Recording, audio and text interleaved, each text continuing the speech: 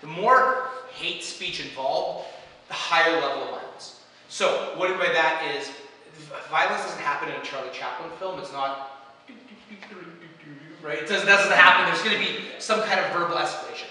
Human beings are not designed to kill each other. We're not. It takes the army millions and millions of dollars a year to train sociopaths on demand. Human beings our fights, our social fights, our bar fights, are designed for this pecking order. They're not really dangerous, right? Especially when there was no concrete. If I knocked you to the grass and I won, it was over, dominance-wise. We've kind of made the world a bit more dangerous with concrete in corners, right? But with this here, this predatory violence, the more hate speech I throw at you, that's the psychological equivalent of me amping up to a higher level of violence to somebody from my own species. So it's overriding our natural instinct not to hurt each other, right? Snakes don't bite each other, they wrestle, right? Piranhas use their tails, they don't bite.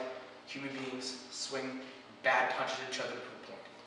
If I start taking you outside of my tribe, my group, anything different than me, every time I use one of those words, it is putting me in a better psychological place to do more damage. Yeah, so the reason why I'm so against hate speech in general is because it's giving me permission to do a higher level of violence. So we arguably are not in the same tribe, right? So you have dyed hair and piercings, I have no tattoos or piercings, you're a female, I'm a male. So anytime I bring up our differences, that should be a warning, right? So if I start saying horrible things like, look at this stupid bitch with her fucked up hair, right? I don't think that. If I did, right?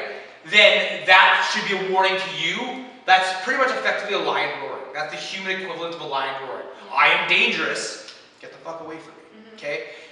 There's a human instinct now to go to those people, but well, you can't say that to me, and then violence happens, right? So in a self-defense perspective, it's a lion roaring. It's a predator who doesn't think you're like them, who wants to do something to you, okay? Stand up for yourself, obviously. I'm not saying don't stand up for yourself. Yeah. What I'm saying is that there's a group of men, bigger dudes yelling, or a group of females yelling, or mixed gender, doesn't matter. If that happens, you have to treat it as if it's going to go south, right? Every time they use another word, racial slurs, every single time they do that, they make you less like them. That's why in hostage negotiation kidnapping, it's always about, oh, you're a dad, I'm also a dad, right? We're trying to get as many similarities, so trying to build the bridge is safer than letting the bridge be different, right? And when most people argue, they then root in to their tribe, and then it becomes a war of tribes. And no, so it's no longer even about the original issue. It's now about defending you as you and who you think you are, right? So, effectively treat hate speech as a lion roaring in the jungle. You go away from that. As fast as possible, report it, but it's not your job to community spank people. That's the police's job.